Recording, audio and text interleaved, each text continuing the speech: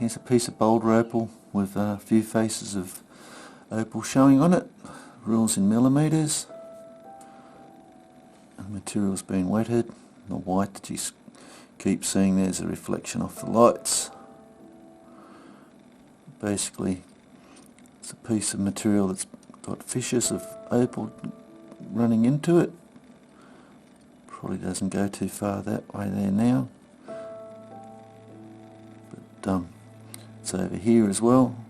Oops, sorry. It's over here as well. And that probably goes down there as well. So I'd probably grind this off. And see if you can find a face there. It's a bit more sort of just potch.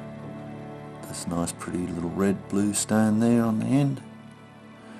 And there's something possibly through here. Stone's very hard. This should polish quite well.